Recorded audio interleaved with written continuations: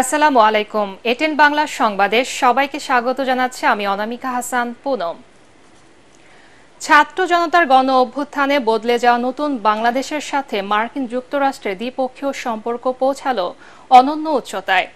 অন্তর্বর্তীকালীন সরকারের প্রধান উপদেষ্টা হয়ে জাতিসংঘ সদর দপ্তরে মার্কিন প্রেসিডেন্টের সঙ্গে প্রথম বৈঠকে রাষ্ট্র পরিচালনায় পূর্ণ সমর্থন পেয়েছেন ডক্টর মোহাম্মদ ইউনূস। বিশ্বের সবচেয়ে বড় আন্তর্জাতিক প্ল্যাটফর্মের অধিবেশনে সিক্ত হয়েছেন বিশ্ব নেতাদের উষ্ণ অভ্যর্থনায়। রোহিঙ্গা ইস্যুতে বাংলাদেশকে প্রায় $20 কোটি সহযোগিতার ঘোষণাও দিয়েছে যুক্তরাষ্ট্র। এদিকে ক্লিন্টন গ্লোবাল ইনিশিয়েটিভ অনুষ্ঠানে ছাত্র জনতার আন্দোলনে নেতৃত্ব দেয়া শিক্ষার্থীদের বিশ্ববাসীর কাছে পরিচয় করিয়ে দেন প্রধান উপদেষ্টা। বিস্তারিত জানাচ্ছেন ইকরামুল হক সায়েম। প্রধান উপদেষ্টা ডক্টর মোহাম্মদ ইউনূসের সঙ্গে মার্কিন প্রেসিডেন্ট জো বাইডেনের এই অন্তরঙ্গ মুহূর্তই জানান দিচ্ছে যুক্তরাষ্ট্র ও বাংলাদেশের সম্পর্ক কতটা নিবিড় হয়েছে। এবারই প্রথম জাতিসংঘ সাধারণ পরিষদের অধিবেশনের ফাঁকে মার্কিন প্রেসিডেন্ট ও বাংলাদেশের কোনো সরকার প্রধান বৈঠক করলেন। আর 23 বছর পর অনুষ্ঠিত হল দুই দেশের শীর্ষ নেতার দ্বিপাক্ষিক বৈঠক। এ সময় বাংলাদেশের অন্তর্বর্তীকালীন সরকারকে পূর্ণ সমর্থন জানায় যুক্তরাষ্ট্র। ডক্টর ইউনূস বিগত সরকারের আমলে সব ধরনের নিপীড়নের বিরুদ্ধে শিক্ষার্থীদের সাহসী ভূমিকা ও বাংলাদেশ পুনর্গঠনে তাদের গুরুত্বপূর্ণ অবদানের কথা জানান বাইডেনকে। দেশ পুনর্গঠনে যে কোনো সাহায্যে ডক্টর ইউনূসের সরকারের পাশে থাকার আশ্বাস দেন মার্কিন প্রেসিডেন্ট। বৈঠকে প্রধান উপদেষ্টা জুলাই বিপ্লব চলাকালীন শিক্ষার্থীদের আঁকা দেয়ালচিত্রের আর্টবুক জো বাইডেনকে উপহার দেন। এদিকে ক্লিন্টন গ্লোবাল ইনিশিয়েটিভ অনুষ্ঠানে ছাত্র জনতার আন্দোলনে নেতৃত্ব দেয়া শিক্ষার্থীদের বিশ্ববাসীর কাছে পরিচয় করিয়ে দেন প্রধান উপদেষ্টা।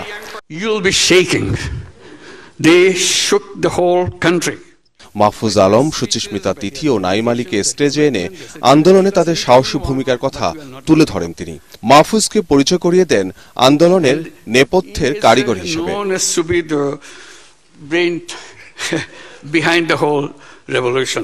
So he denies it repeatedly. He said, not me, many others. But that's how he's recognized, that he's the brain behind the whole thing. It's amazing, meticulously designed thing. It's not just suddenly came, it's not like that. Very well designed. Even the leadership pattern, people don't know who the leaders. So you can't catch one and say, okay, it's over. It's not over. সাবেক মার্কিন president Bill ক্লিন্টনের সঞ্চালনায় অনুষ্ঠানে শিক্ষার্থীদের দেখিয়ে doctor Yunus বলেন তারাই নতুন পৃথিবী ও নতুন বাংলাদেশ গড়তে প্রস্তুত। আন্দোলনে কিভাবে ছাত্র জনতা সাহস নিয়ে বুক পেতে দাঁড়িয়েছিল তা গোটা বিশ্বের কাছে তুলে ধরেন doctor Yunus. When they speak, the language is something it inspires any young person anywhere, any person anywhere in the world. These are the guys. Let's give them a big applause. So this is the Bangladesh. They are the one creating the new version of Bangladesh. Let's wish them a success. Thank you all for joining this event. এদিকে রোহিঙ্গা সংকট সমাধানে জাতিসংঘে 3টি প্রস্তাব দেন বাংলাদেশের অন্তর্বর্তীকালীন সরকার প্রধান। সব পক্ষকে এক টেবিলে বসার আহ্বান জানিয়ে তিনি আশা করেন এ থেকে বেরিয়ে আসবে সমাধানের পথ। সেই সাথে জাতিসংঘ ও বাংলাদেশ মিলে একটি যৌথ কর্মপরিকল্পনা প্রণয়নের কথাও জানান প্রধান উপদেষ্টা। রোহিঙ্গাদের নিয়ে জাতিসংঘ সদর দপ্তরে উচ্চ পর্যায়ের বৈঠকে আন্তর্জাতিক সম্প্রদায়কে রোহিঙ্গা জনগোষ্ঠীর বিরুদ্ধে সংঘটিত গণহত্যার বিচারের দাবিতে সোচ্চার হওয়ার আহ্বান জানান। As much as Bangladesh engages on humanitarian aspects or ensuring justice, repatriation of the Rohingyas remain the only sustainable solution to the protracted crisis. বৈঠকে রোহিঙ্গা ইস্যুতে যুক্তরাষ্ট্রের পক্ষ থেকে বাংলাদেশকে $19 কোটি 9 লাখ সহযোগিতার ঘোষণা দেওয়া হয়। ইকরামুল হক সায়েম, এটিএন বাংলা। বৈষম্য বিরোধী ছাত্র জনতার অভ্যুত্থানে শহীদদের খসড়া তালিক প্রকাশ করেছে স্বাস্থ্য মন্ত্রণালয়। মঙ্গলবার মন্ত্রণালয়ের স্বাস্থ্যসেবা বিভাগ ও স্বাস্থ্য অধিদপ্তরের ওয়েবসাইটে এই তালিকা দেওয়া হয়েছে। এতে বলা হয়েছে সরকারি বেসরকারি হাসপাতাল ও জেলা পর্যায় থেকে সংগৃহীত তথ্যের ভিত্তিতে ছাত্র জনতার অভ্যুত্থানে শহীদদের নামের খসড়া তালিকা প্রকাশ করা হয়েছে। তথ্য সংশোধন বা সংযোজন করার জন্য তালিকাটি 23 সেপ্টেম্বর থেকে 6 অক্টোবর পর্যন্ত সর্বসাধারণের জন্য উন্মুক্ত থাকবে। এই তালিকার বিষয়ে যে কোনো মতামত, পরামর্শ এবং নতুন কোনো তথ্যপাত্র যোগ করতে চাইলে সংশ্লিষ্ট হাসপাতাল অথবা নিকটস্থ সরকারি হাসপাতালে জানানোর জন্য অনুরোধ জানানো হয়েছে গণবিজ্ঞপ্তিতে। রাজধানীর বাড্ডা থানায় করা 3টি হত্যা মামলায় সাবেক প্রধানমন্ত্রীর উপদেষ্টা সালমান এফ রহমান, সাবেক মন্ত্রী আনিসুল হক, ডাক্তার দীপুমণি, সাবেক প্রতিমন্ত্রী জুনায়েদ আহমেদ পলক ও সাংবাদিক মোজাম্মেল বাবুকে কারাগারে পাঠিয়েছে আদালত।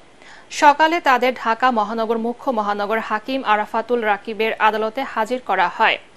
এই সময় রাষ্ট্রপক্ষ থেকে কোনো রিমান্ড আবেদন করা হয়নি। তবে আসামি পক্ষের আইনজীবীরা জামিন আবেদন করলে আদালত তা নামঞ্জুর করে আসামিদের কারাগারে পাঠানোর আদেশ দেন।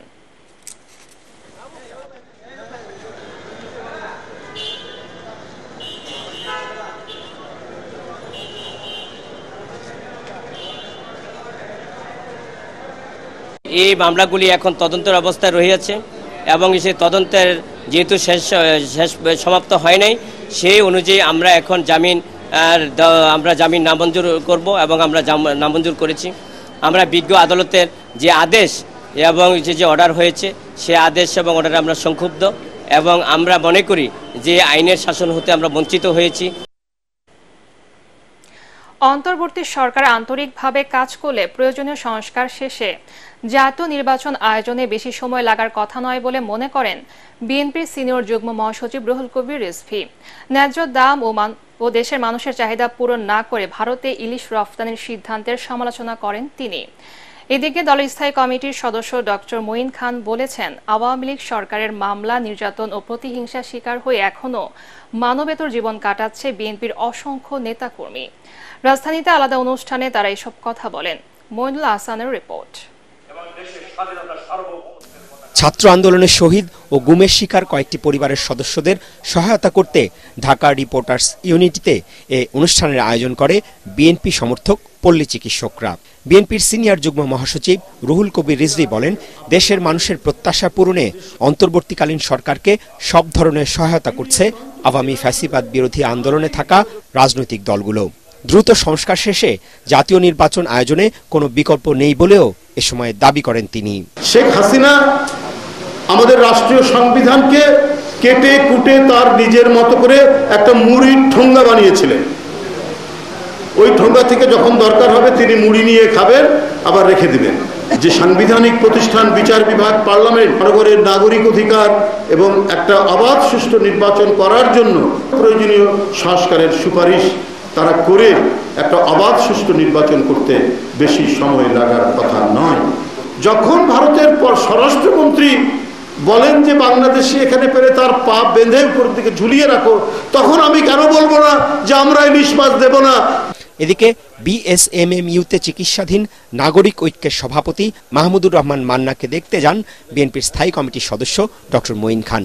এ সময় তিনি বলেন, জাতীয় পর্যায়ের নেতা থেকে তৃণমূলের বিরোধী দলের অসংখ্য নেতাকর্মী নানাভাবে বিগত আওয়ামী লীগ সরকারের প্রতিহিংসার শিকার হয়েছেন। সেই মৌলিক অধিকারগুলো মানুষের ফিরিয়ে দিতে হবে এবং সে কারণেই কিন্তু আজকে ছাত্র জনতারা যে স্বৈরাচারী পরিবেশ সৃষ্টি করেছিল বিগত 15 বছর ধরে, শেখ হাসিনার আওয়ামী লীগ সরকার তার বিরুদ্ধে প্রতিবাদ করেছে এবং তারা তাদের প্রতিবাদ জয়লাভ করেছে। এ সময় ডক্টর মঈন খান বিএনপি সহ বিরোধী দলের নেতাকর্মীদের নামে হওয়া হয়রানিমূলক গায়েবী মামলা প্রত্যাহারের দাবি জানান। মইনুল আহসান, এটিএন বাংলা, ঢাকা। সারা দেশে ফিটনেসবিহীন বাস ও যানবাহন বন্ধ করতে অভিযান শুরু করছে বিআরটিএ। রাজধানীর উত্তরায় গণশুনানিতে সংস্থাটির চেয়ারম্যান গৌতম চন্দ্র পাল জানান, এই কাজে পরিবেশ অধিদপ্তরের সাথে সমন্বয় করে আটক যানবাহন ডাম্পিংয়ে পাঠানো হবে। আটকে থাকা প্রায় 5 লাখ ড্রাইভিং লাইসেন্স দ্রুত বিতরণ করা হবে বলেও জানান তিনি। ইমদাদুল্লাহ বাবুর রিপোর্ট।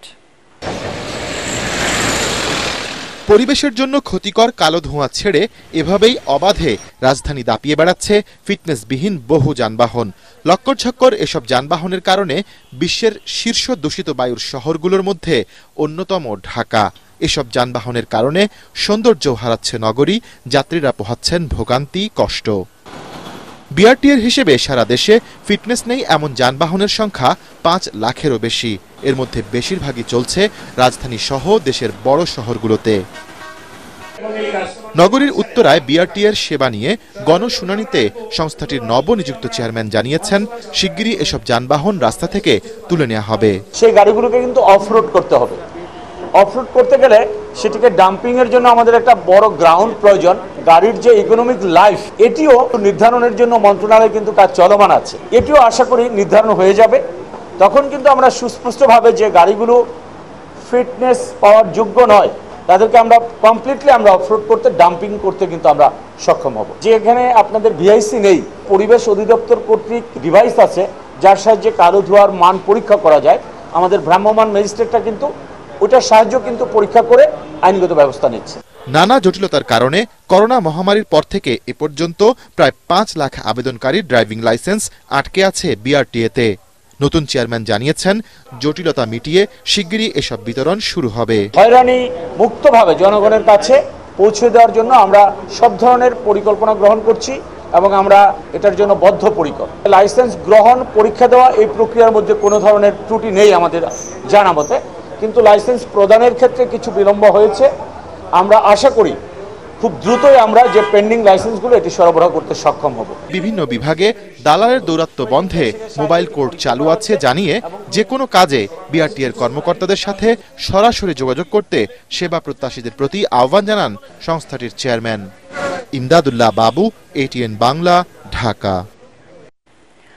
রাজধানীতে রহস্যজনকভাবে নিখোঁজ এক হিন্দু যুবকের সন্ধান চেয়ে সাভারে সংবাদ সম্মেলন করেছে পরিবার সদস্যরা। নয়ন দেবনাথ জানান, তার ২৭ বছর বয়সী ছেলে পলাশ দেবনাথ দীর্ঘদিন ধরে পুরান ঢাকার কোতোয়ালি থানাধীন তাঁতি বাজার এলাকায় বাসা ভাড়া নিয়ে থাকতেন। সেখানে পপুলার ডায়াগনস্টিক সেন্টারে রিসিপশনিস্ট পদে চাকরি করতেন। গত ৮ই সেপ্টেম্বর সকালে বাসা থেকে কর্মস্থলে যাওয়ার কথা বলে বের হয়ে পলাশ আর ফেরেননি। তার ব্যবহৃত মোবাইল ফোন নাম্বারটিও বন্ধ রয়েছে। এ নিয়ে রাজধানীর কোতোয়ালি থানায় জিডি করেছে পরিবার। তারা সাভারের কলমা এলাকায় বসবাস করেন। নিখোঁজ পলাশ দেবনাথকে উদ্ধারে আইন শৃঙ্খলা বাহিনীকে উন্নত প্রযুক্তি ব্যবহারের অনুরোধ জানিয়েছে পরিবার। ৮ তারিখ থেকে হারিয়ে গেছে এই পর্যন্ত আমার ছেলে নিখোঁজ। সরকারের কাছে আমাদের এই প্রার্থনা, আমার সন্তান আমাদের হাতে ফেরত দিয়ে আমি আমার সন্তান ফেরত চাই। আমার সন্তান জ্বালা অবস্থিত মারা যাওয়ার পথে। এবারে আল আরাফা ইসলামী ব্যাংক অর্থ সংবাদ।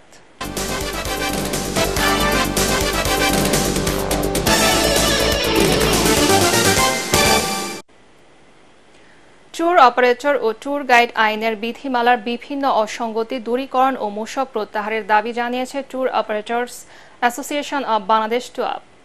জাতীয় প্রেস ক্লাবে আয়োজিত সংবাদ সম্মেলনে সংগঠনটির সভাপতি রাফিউজ্জামান দাবি করেন, ট্যুর অপারেটরদের নিবন্ধন সংক্রান্ত নতুন গ্যাজেটে যে নিয়ম ও শর্ত দেওয়া হয়েছে তা বাস্তবায়ন হলে পর্যটন শিল্প ক্ষতিগ্রস্ত হবে। এ সময় টুয়াবের পক্ষ থেকে ব্যাংক স্থিতি কমানো ও জামানত সহ বাতিল সহ পর্যটকদের জন্য বিভিন্ন সরঞ্জাম করমুক্ত করার দাবি জানানো হয়। এছাড়া বছরব্যাপী সুন্দরবনে পর্যটকবাহী জাহাজ চালু রাখারও প্রস্তাব রাখা হয় সংগঠনের পক্ষ থেকে। এবারে আন্তর্জাতিক সংবাদ।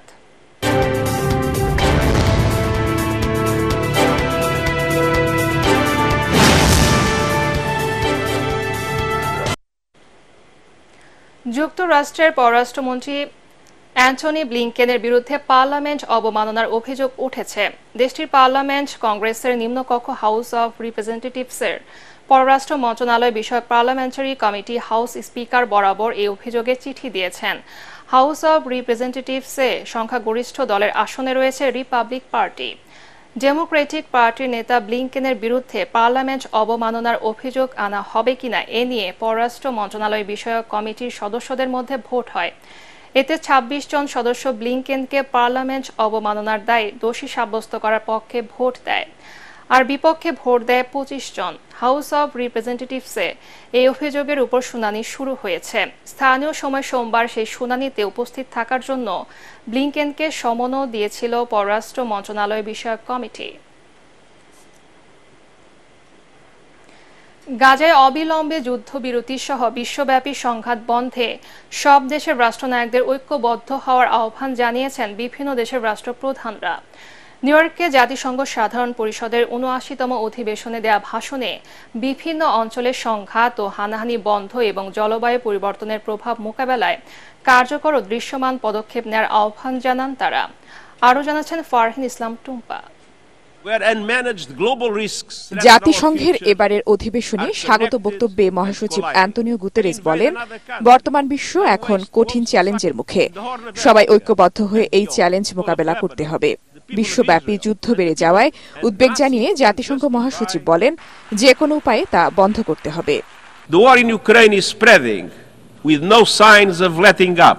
মহাসচিবের ভাষণের পর রীতি অনুযায়ী ব্রাজিলের প্রেসিডেন্ট লুলা ডি সিলভার ভাষণের মধ্য দিয়ে শুরু হয় পরিষদের উচ্চ পর্যায়ের বিতর্ক। এরপর বক্তব্য রাখেন মার্কিন প্রেসিডেন্ট জো বাইডেন। প্রেসিডেন্ট হিসেবে জাতিসংঘের শেষবারের মতো ভাষণে বাইডেন নির্বাচনের দৌড় থেকে সরে দাঁড়ানোর প্রতিশ্রুতি পুনর্ব্যক্ত করেন। এ সময় মধ্যপ্রাচ্য পরিস্থিতি নিয়ে উদ্বেগ জানান তিনি। সর্বাত্মক যুদ্ধ কারোই কাম্য নয়, এমনকি অস্থির পরিস্থিতি তৈরি হলেও কূটনৈতিক সমাধান সম্ভব। গাজায় অবিলম্বে যুদ্ধবিরতি কার্যকর ছাড়াও চলমান ইসরায়েল ও হিজবুল্লাহর সংঘাতের বিষয়টি গুরুত্ব পায় ইরান, তুরস্ক, দক্ষিণ আফ্রিকা, চিলি, রাশিয়া সহ বেশ কিছু দেশের সরকার প্রধানের বক্তব্যে। লেবাননে চালানো ইসরায়েলের সাম্প্রতিক হামলার নিন্দা জানিয়ে তুরস্কের প্রেসিডেন্ট রিসেপ তাইয়েপ এরদোয়ান বলেন, ইসরায়েলের আক্রমণ মধ্যপ্রাচ্যে অরাজকতা সৃষ্টির চেষ্টা। ইসরায়েলের বিরুদ্ধে ব্যবস্থা নেওয়ার জন্য আন্তর্জাতিক সম্প্রদায়ের প্রতি আহ্বান জানান তিনি। 24 সেপ্টেম্বর শুরু হওয়া 5 দিন ব্যাপী এবারের সাধারণ বিতর্কে মূল প্রতিপাদ্য কাউকে পিছিয়ে রাখা নয়, বর্তমান ও ভবিষ্যতের প্রজন্মের জন্য শান্তি, টেকসই উন্নয়ন এবং মানব মর্যাদার অগ্রগতিতে একসঙ্গে কাজ করা। জাতিসংঘের 193 সদস্য রাষ্ট্র ছাড়াও এবারের অধিবেশনে অংশ নিচ্ছে ফিলিস্তিন। সাধারণ পরিষদের পূর্ণ সদস্য না হয়েও ফিলিস্তিনের অংশগ্রহণ এবারের অধিবেশনে নতুন মাত্রা দিয়েছে। ফারহিন ইসলাম টুম্পা, এটিএন বাংলা। রবীন্দ্রনাথ ঠাকুরের রাশিয়া সফরে 94তম বার্ষিকী উপলক্ষে সামাজিক ও সাংস্কৃতিক অনুষ্ঠানের আয়োজন করে ঢাকা রাশিয়ান হাউজ। হাউজের পরিচালক পি দোভইচেনকভ বলেন, Soviet Union society for cultural relations with foreign কান্ট্রিজের প্রচেষ্টার কারণে রবীন্দ্রনাথ ঠাকুরের রাশিয়া সফরে যান। পরে এ সফরের অভিজ্ঞতা তার রাশিয়ার চিঠি লেখায় পাওয়া যায়। রবীন্দ্রনাথের অনেক লেখা রুশ ভাষায় অনুবাদ করা হয়েছে। অনুষ্ঠানের দ্বিতীয় অংশে চিল আবৃত্তি ও গান পরিবেশনা। পরে রবীন্দ্রনাথের মেষের কবিতা অবলম্বনে নির্মিত রাশিয়ান চলচ্চিত্র ইউ নেভার ড্রিমড প্রদর্শিত হয়। এবারে পার্টেক্স খেলার খবর।